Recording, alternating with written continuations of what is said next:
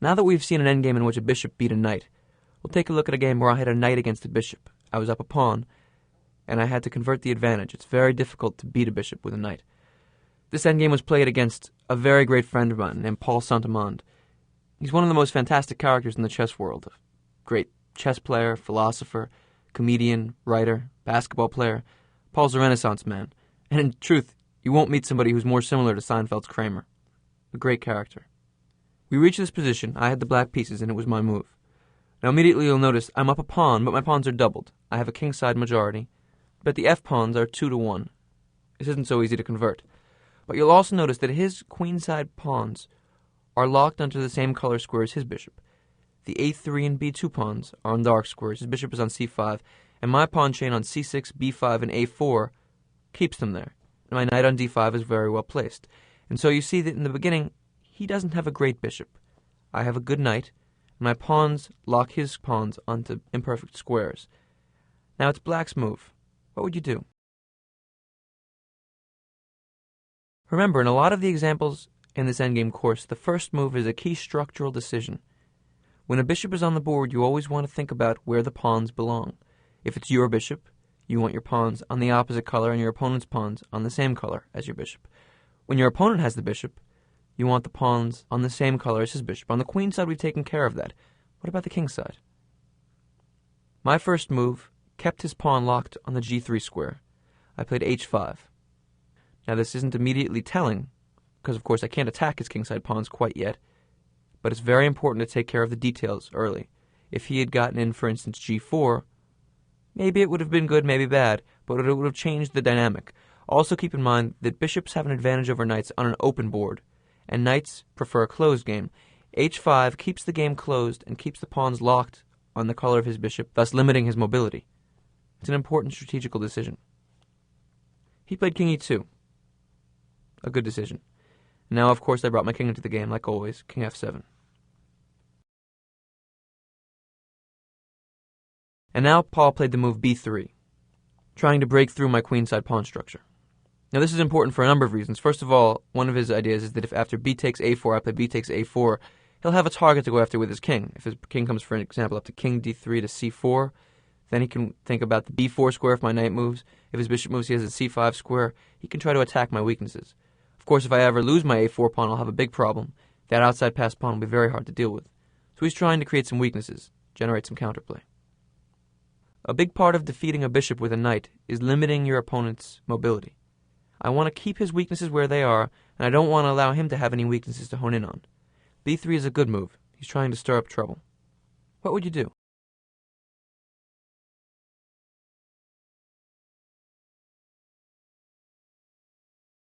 One of the most interesting lessons that I learned from studying the endgame with Victor Korchnoi for a week was what to do with pawn weaknesses.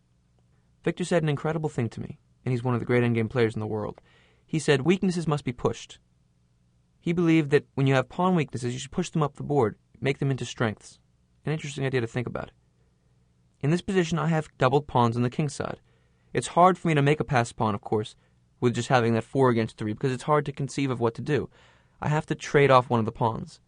I began with the move f4. Now, of course, if I make this trade, f for g, say I play f takes g3, h takes g3, then everything has changed. Instead of having doubled pawns, I have the potential passed pawn on the h-file. g5 and h4 will be very hard for him to stop. So my move f4 puts him into immediate crisis. He has to figure out what to do. If he plays g takes f4, then his pawns are separated. He has more pawn islands. And this is a very important theme in the endgame. It's one of the things that Bruce Pandolfini first taught me. In judging the pawn structures in the endgame, you can think about how many pawn islands each side has. After g takes f4, knight takes f4, he'll have 1, 2, 3 pawn islands, and I'll have 1, 2 pawn islands.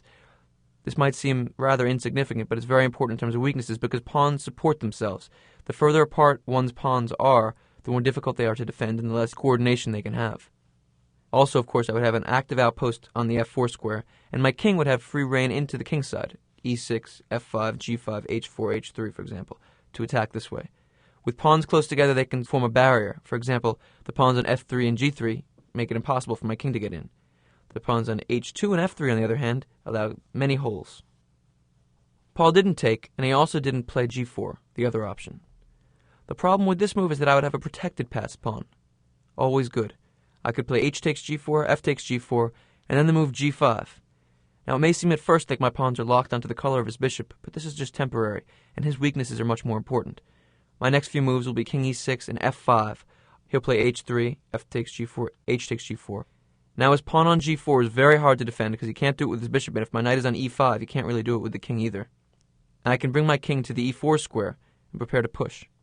And his king can't maintain the blockade on f3 because once my knight maneuvers to e5, for example like this, there's no way for him to control e4. The g4 pawn goes, my king comes to e4, his position is terrible. So he can't make that decision. He played b takes a4. What would you do now? Always guard against automatic moves, both in the endgame and in the middle game or opening. When somebody takes a pawn of yours, your inclination is usually just to take it back right away. B takes a4 would be my most natural move, but this would be an artificial decision for a number of reasons. First of all, as I've already mentioned, this would create a weakness on the queen side. His king could then play king d3 to c4 and potentially get into the a4 square. I don't want to give him something to target. What my intention was to keep his pawns off balance and keep my pawns intact. My idea was to play knight c3 check, and after his king moves, to play knight takes a4. This blockades his a3 pawn, keeping it on a weak square, gives my knight a very good outpost, gives him more pawn islands than me, opens up holes in his queen side, for example, king e6 to d5, potentially if his king moves king c4, he has problems now. This is a very solid way to play. But I didn't do it right away. I could play knight c3 takes a4 and then have a tempo on his bishop, but I played an in-between move, f takes g3. Always look for these small differences. Of course, he can't play a move like a takes b5 because then after g takes h2, he can't stop me from queening. He has to take back the pawn, h takes g3. And now I have a potential passed h pawn, very important. What did I do? I kept his weaknesses, kept my pawns together, knight c3 check. King d3, knight takes a4. So you notice that now I've made some good exchanges. This is a very important part of endgame technique. Make the correct exchanges. I played the move f4, traded a pair of pawns on the king side, and created a potential pass pawn on the h-file. We also traded b for a, but his pawn structure got weakened, mine stayed intact. He has holes in the a4 and c4 square for my knight, or maybe for my king, and I control the light squares completely. He played bishop d4. It was under threat. Now I began to push my queenside pawns, c5. Bishop g1. Now I played c4 check. He played king d4, and now I brought my king in, king e6. Now it looks like his king is active, but in fact, he has nothing he can do. He can't get into the c5 square because my knight covers it. I'm preparing now to push on the king side. He played bishop h2. He doesn't really have any other options. He can't do anything active. If he moves his king, for instance, king e4, my knight can jump in. Knight c3, king d4, and now think about this. Knight e2 check would win his bishop. If he goes back to e3, then I just play knight b1. His a3 pawn goes. I win a pawn even on the queen side, and he won't be able to deal with the position down 2 pawns. All he can do is go back and forth. He played bishop h2. He might want to play g4, try to open up the lines for his bishop, but that, of course, will create a passed pawn for me on the king side. There's nothing much he can do. Like other endgames in which I've focused in on keeping his king passive, in this game I'm focusing on keeping his bishop passive. A lot of the time, if you can paralyze one of his pieces, make it ineffective, it's as if you're up a piece in the endgame, or middle game for that matter. I played f5, stifling his plan. g4 is now defended. The bishop has nothing to do, of course, in h2, so he went back, bishop g1. And now I made a very important decision. I'm up a pawn, so of course, one's inclination when they're up material is to be a little materialistic. Just how when somebody starts making money with their life, they become obsessed with accumulating wealth. In this position, I shouldn't be materialistic. I have to try to figure out how to make a queen, how to keep his pieces passive, and how to begin to expand on the king side. One way to do that would be to play g5. That would be pretty logical. I chose a different way. I sacrificed a pawn with f4. His queen side is stifled. My king side would like to start pressing. One weakness of his is on the king side. Another potential weakness of his is on the queen side. He has 2 weaknesses that I'll be working on. f4, again, challenges him. The first time I played f4, I made a good trade, preparing to have a pass pawn on the king side. Now I play f4 again, challenging him. What is he going to do? So if he ignores it with bishop f2, then after the trade f takes g3, bishop takes g3. My passed h-pawn will be very hard to deal with. If he pushes the pawn with g4, then I would play h4, a very important passer. Now his bishop is relegated to passive defense for the rest of the game. Bishop h2, I would play g5, defending it. Now the fact that my pawns are locked in the same color as his bishop is irrelevant in terms of it being a weakness, because he can't get to the base of the pawn chain, the pawn on g5. It's always important, of course, to look at the base of the pawn chain, because that tends to be the weakness. If my pawn were on h6, h6 would be the base of the pawn chain. Now g5 is the base of my pawn chain. But more importantly, the pawns on dark squares actually help me, because they limit his bishop's mobility. There's nothing he can do. His bishop is trapped to defend for the rest of the game, and now all I have to do is maneuver my knight around to the f3 square, or attack his queenside weaknesses. He's paralyzed, and the win is pretty straightforward. After f4, he accepted my pawn sacrifice. G takes f4. I played king f5. So now I have a passed h-pawn. I'm threatening king takes f4, king takes f3, an active king escorting the pawns all the way up the board. He'll be in trouble then. He has to defend the pawn.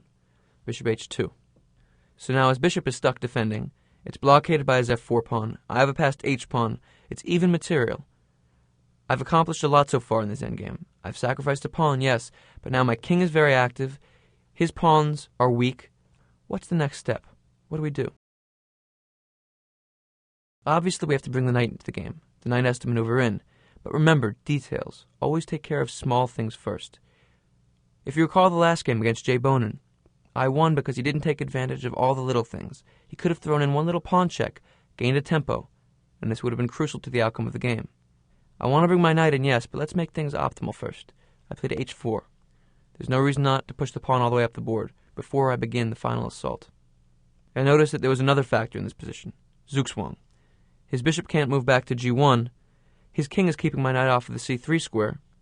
Something has to give. He has to make a move. If he plays the pawn up to c3, that's another weakness, and his king's going to run out of moves again. He has to move the king.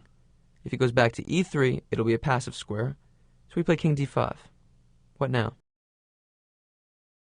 Now it's time to bring the knight in. Knight c3. King c5. Here's another critical moment. Black to move. What would you do?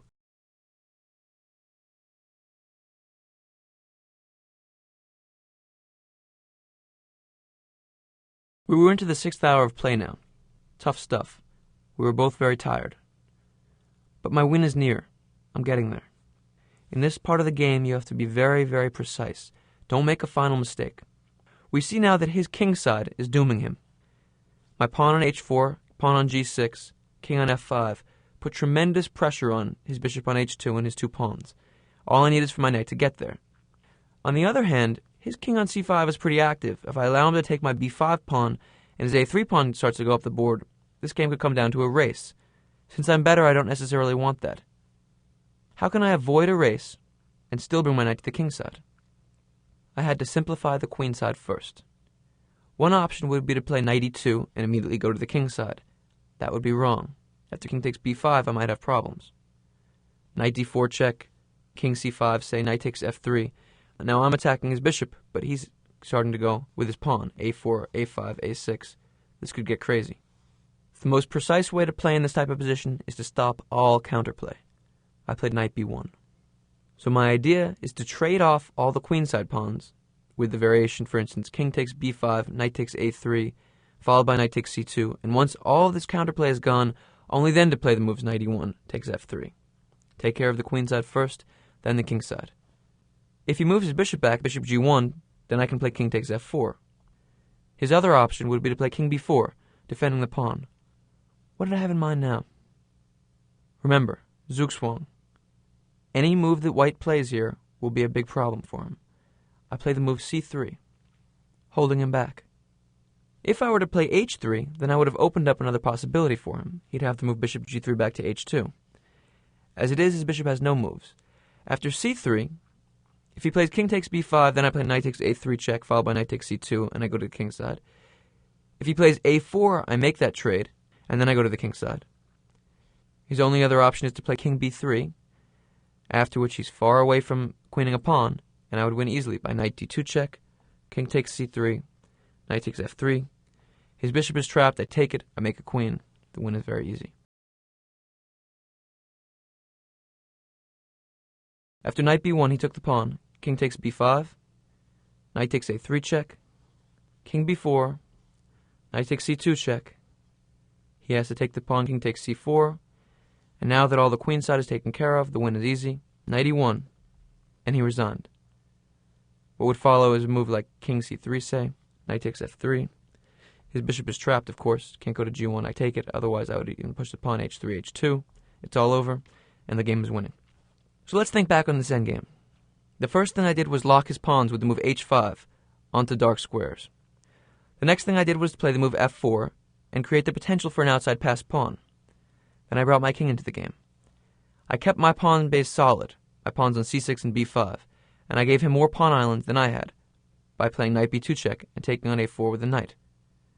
Then I sacrificed a pawn, played the move f4, a very important decision. This gave me a passed h-pawn that his bishop had to defend forever, and it gave me a strong outpost for my king on f5. It paralyzed his bishop forever, and then I had to bring my knight into the game. I chose to do that in a way that cut off all of his counterplay. It was very important for me to trade off all the queenside pawns before going to the kingside.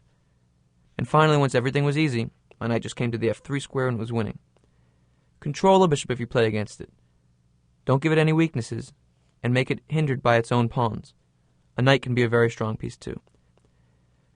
I tell you, one of the harshest realities of competition is that friends sometimes have to do battle with one another. And I felt terrible after beating Paul this game. But afterwards we smiled, we laughed, we looked at the game a little bit, then we went out, had a drink together, and everything was all right. We played basketball the next day. It's a very hard thing having to do battle against a friend, but one of you has to go down and there has to be an understanding that what goes on over the board is business, and afterwards friends are friends.